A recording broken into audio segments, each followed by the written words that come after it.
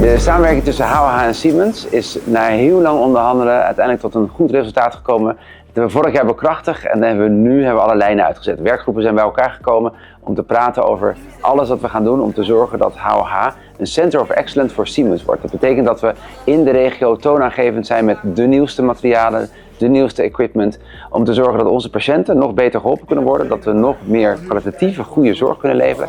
Maar ook dat we voor de regio een hub zijn, waar mensen hier hun zorg kunnen krijgen, hun diagnostiek met name kunnen krijgen, maar waar we ook behandelingen kunnen doen die in de regio anders niet kunnen plaatsvinden. Daar ben ik onwijs trots op dat we dat doen. In de komende 11 jaar gaan we dat uitrollen.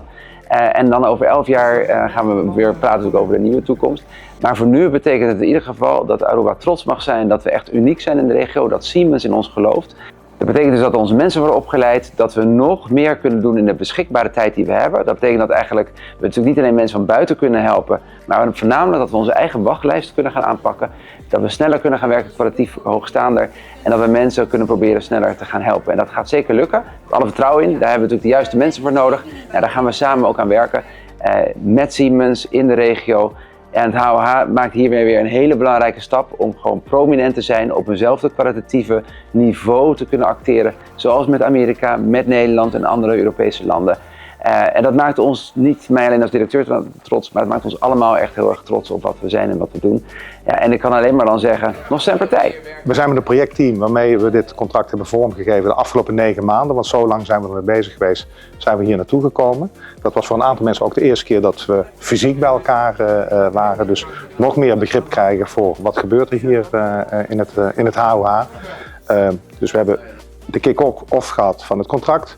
Vandaag hebben we met de werkgroepen samengezeten van nou, hoe gaan we het verder invulling geven. We hebben een rondleiding gehad door jullie mooie ziekenhuis.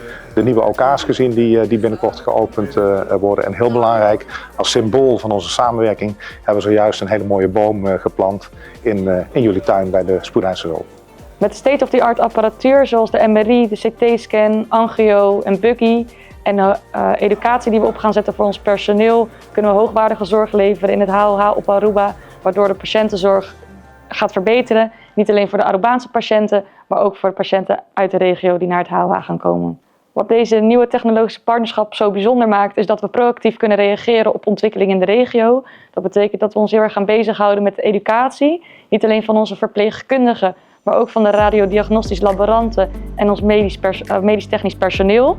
En dat betekent dat als er service en onderhoud aan de apparaten gedaan moeten worden, dat we niet de kennis en kunde uit het buitenland moeten halen, maar dat we die echt in huis, in het ziekenhuis hebben.